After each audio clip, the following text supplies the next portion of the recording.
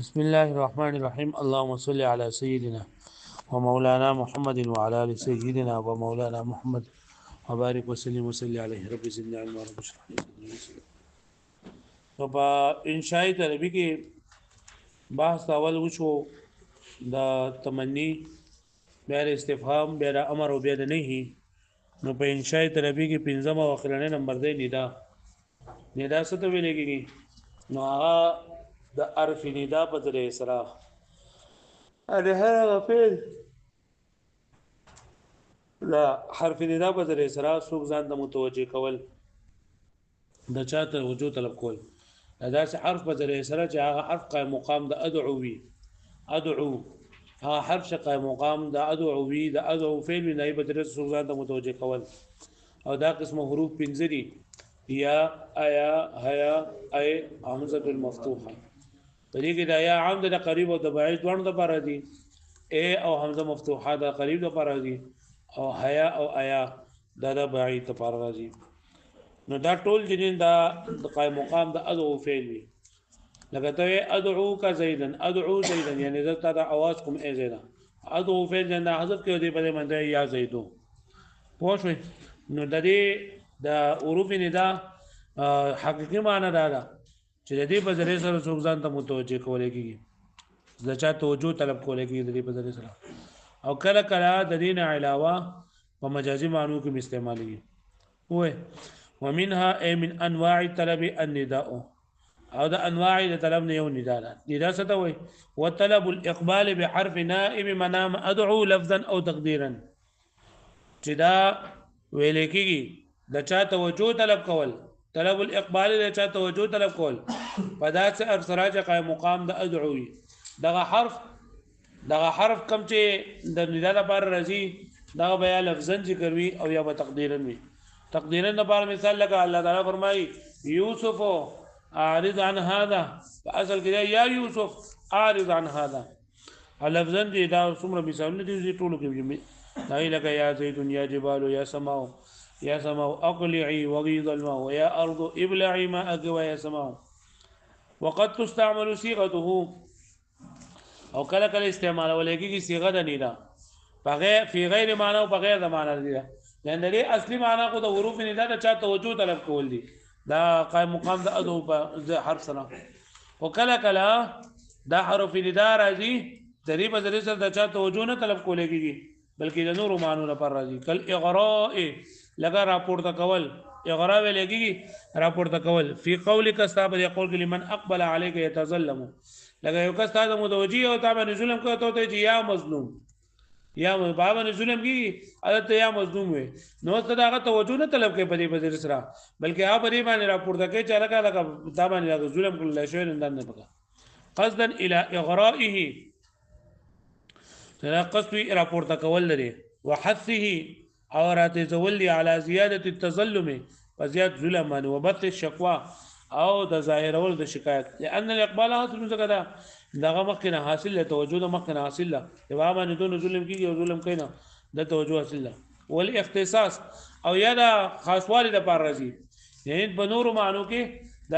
مجازي معنی کې یو معنی اغراء وشولا او دویم معنی چې نه دا اختصاص في قول انا افعل كذا ايها الرجل چې زه به دغه کوم یې سړیا او د خپل ځان ته خپل باندې دا کوي نو خپل ځان ته خود د چا توجه نه طلب کوي خو دوی چې افعل انا افعل كذا ايها الرجل اے سړی زه به دغه شانتي کومه پوه شو مې معنی ها نو وسدل کې د خپل توجه لکه د خپل ځان ته خپل باندې دا کوي نو خپل باندې د توجه خوشته ده پوه شو مې معنی خدای اي متخصصا من بين الرجال والاختصاص في قولهم انا افعل كذا ايها الرجل زبدكم ايها الرجل يسوع فقولنا ايها الرجل اصله تخصيص المنادى بطلب اقباله عليك واذا ايها الرجل لنا الذي اصل جده دا خاص کول د منادا دي يعني الذي ايها الرجل بدل اصل كده يا ايها الرجل يا حرف ندا قائم مقام ادغو فعل حذف شبيلا ايها مركب اضافي دا ولا موصوف ته او الرجل ولا صفته نو ایدل کې دا منادا خاص کول دي بطلب اقبالي عليك دغه په توجه طلب کول په خپل ځمن ثم جعل مجردا عن طلب الاقبال بیا دا ګرځول د ايها الرجل طلب اقبال نه منځ دی په ذریعہ سره توجه نه طلب کولېږي ونقل الى تخصيص مثاله مدلوله او دا نقل کړه شی د خپل مدلول خاص کول د من بین امثالی چې د پر خپل نور مثلونو کې نور امثالو کې هغه دقیق خاص کوي بمعنى سوى إليكم تلك نسبة كولگی إذ ليس المراد بأي ووصفه المخاطب لکه چې مراد دنه دغه ايون او دغه موصوف نه نه کوم چې مخاطب دی الرجل هاي صفت لري لپاره او وصفه او وصف دغه یعنی صفت دغه مخاطب بل ما دل عليه ضمير المتكلم بلکې هغه چې پایمان ضمیر د متکلم دا کوي چې هغه انا فعلو مطلب دا دی وې دلګي دا ايها الرجل نه دلګي دا ايون چې کنه نه دا مضمون دی او دا ايها موصوف دی او صفت دلګي دا موصوف سره د خپل صفت نه یعنی سړی هغه توجه طلب کول مقصود نه دی بلکې خپل ځان توجه کول دی بل ما دل عليه ضمير المتكلم بلکې هغه چې دلالت کوي په ضمیر د متکلم چې انا افعل كذا انا فايها مضموم فذا پریز مثال کې دا ايها چې دا مضموم دی والرجل مرفوع او رجل چې دا مرفوع دی ايها الرجل والمجموع في محل النصب او دا ټول چې دا په محل د نصب کې دا چې دا حال جوړيږي لکه پوښښ به معنی لکه دا هر ټکی لکه ايها دا مرکب اضافي دا موصوف ته او الرجل له صفت ته نو دا کو قائم مقام دا ادغه فعل دا مفعول به چونګي جوړيږي او مفعول به چې دا کو منصوبي نو دا معنی چې دا په محل نصب کې دا نور دا مرفوع ده محل نصب مطلب دا دی کله دې په دې باندې به اسم راغله نه هغه منصوب ولهذا قال ودا حال ده حال وجنه منصوب ده لهذا قال دې فرمایلی چې اي متخصصا من بين الرجال چې له خاص کوم کې په نور سړو کې لکه پوښوي وقت تستعمل صيغه النداء في الاستغاثه او کله کله صيغه النداء استعمالي کې په فریاد طلب کولو کې لکه ته یا الله په دې معنی ته الله ته وجو نه طلب کوي بلکې فریاد ورته کوي والتعجب یا تعجب د لپاره مدخيږي لکه یا للماء لکه وبډي رضیت یخي او یا ډي رضیت خوږي اته په تعجب باندې وایي یا للماء والتحسر والتوجع او د تحسر د لپاره او د توجه د تحسر یعنی حسرت ظاهرول توجه درد ظاهرول کما فی نداء الاطلال والانزاء والمنازل والمطوایا لکه څنګه چې پټېلو یعنی غرونو د आवाजونه کول یا کورونو د आवाजونه کول او یا سورلو د आवाजونه کول لکه بل سبا معلقه کې تاسو ډېر لیدلی هغه الا ايها الليل الطويل دغه حرف دې دا جنات شوی یا قفا لولنه قفا نبكي من ذكرى حبيبي ومنزلي نو دلګي دا محذوف ده لکه پوښتنه به معنی وما ثم الخبر قد يقوم موقع الانشاء وتدید نه دا خبره ختم شوله کوئی کله پځه دا خبر دې نه استعمالي کې پځه انشاء کې یعنی یو ځای کې دي کنه چې الګي داغه پکاروي انشاء پکاروي وراغلی ال د کیسو خبر راغلی دا سره پر راځي نو دلګي داغه وجې لیکلي چې اما للتفاؤل لولنه وجدا دا سلور وجې لیکل تقریبا چې دلګي لولنه دا اما للتفاؤل یا تفاؤل لپاره نیک فعل لپاره بلفظ الماضي دلاله على انه كانه وقع و ماضي لکه څنګه د یقین لپاره راځي چې دا په تیر شوی زمانہ باندې یو کار کړل شوی په تیر شوی زمانہ کې یو کار شوی نو هغه یقیني نو دغه شان دي ته چې دا خبره وکړل شوی د نیک فعل لپاره ته دغه په معنی انشاء په معنی ماضي استعمال لکه ده وفقك الله للتقوى اصل کې دي چې الله تعالی توفیق درکړي د تقوا او ته دې په لفظ دغه سره نه ذکر کوي په امر سره نه ذکر کوي بلکې وفق فعل فاعل او مفعول به په جمله فعلیه خبریه سره ذکر کوي د دې وجه د نیک فعل نه چې ګویا کې تعالی الله تعالی د نیکی لپاره توفیق درکړي تقوا لپاره توفیق درکړي دویم نمبر او اظهار الحرص فی وقوعه چې ته چې داغي په بظاهرولو کې ستا حرص وي یعنی تلا حرص کې تلا غواړي چې دا کار خامخا وشوله کما مره فی بعض الشرط ولکه څنګه چې په بعض شرط درشي من ان الطالب اذا عظم رغبته في شيء وکله چې طالب یعنی طلب کوونکې کله چې دا په اوسس کې رغبت ډیر زیات وي نیک سره تصور ایه نو ډیر هغه تصور ډیر کوي فربما يخيل اليه حاصلا نو ډیر کړه دا د په خیال کې ډیر لا حاصل وي فيرد بلفظ الماضي اگر رزقني الله تعالی لقاءك الله تعالی ما تستاره دغه را نصیب کی ملاقات را نصیب کی نو ګور استاد کسر ډیر زیات مینه نه او ته دا غواړي حرس کې په خبره باندې زماده سره ملاقات وشوه نو چونکې دا خبره بار بار ستا په ذهن کې موجود وي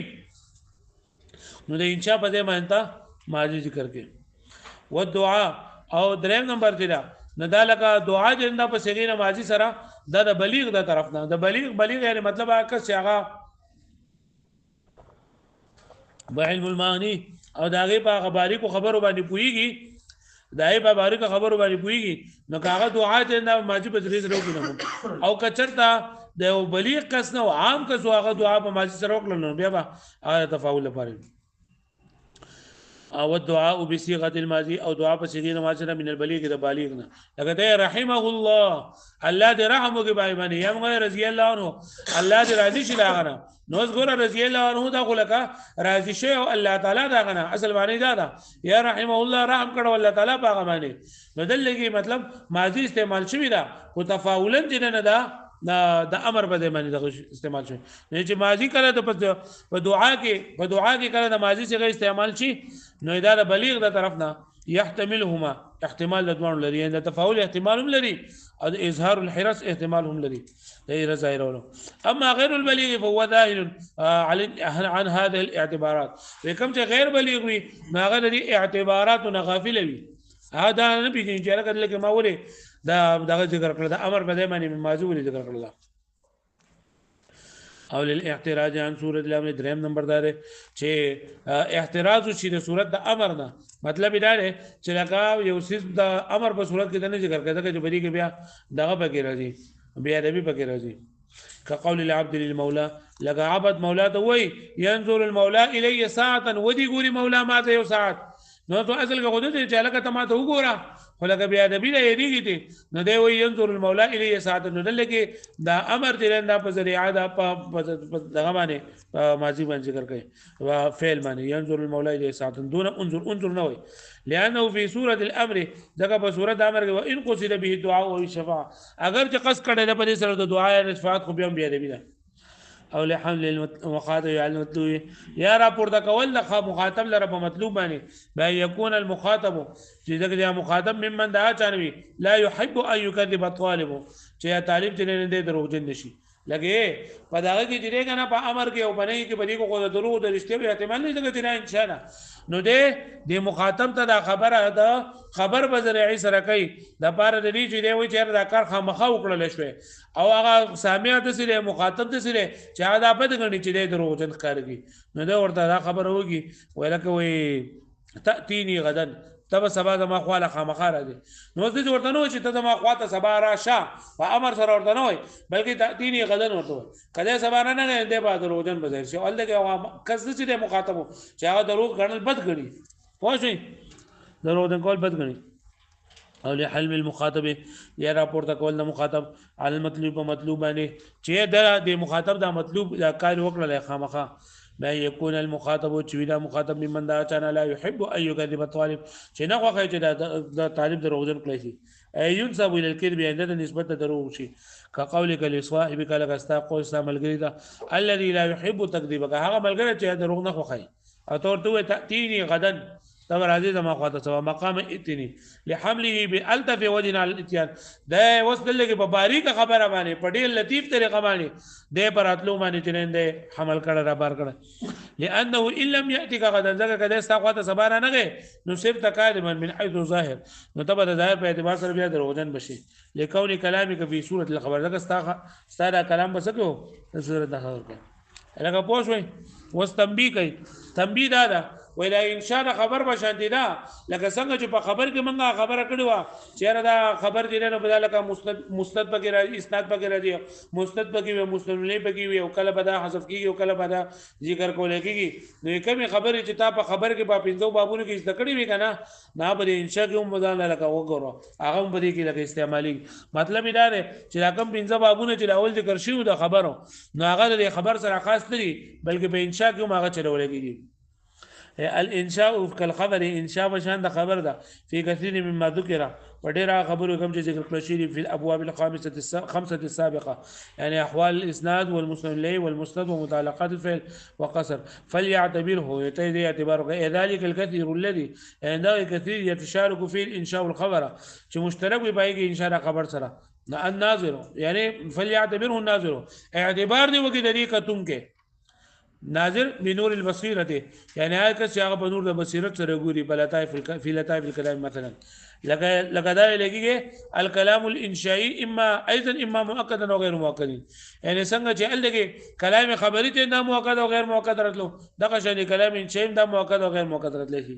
او مسلم لکه څنګه چې پای کې معذوب کړي شي دغه شان د مسلم فی اما محذوف او مذکور لا غیر ذلك پوه خو دغه خبره ده چې کومه خبره په پنځو بابونو کې د ګرځي نه خبر سره خاص نه وي څنګه چې هغه په خبر کې استعماليږي دغه شان په انشاء کې استعماليږي هغه پوه شو به معنی بس ده شپږ باب د خیر شروع شو فصل او وصل نه فصل او وصل یو بیا ختم دی کتاب او فصل او وصل نه خبره 6,16,960 قسمونه دي د وصل او د فصل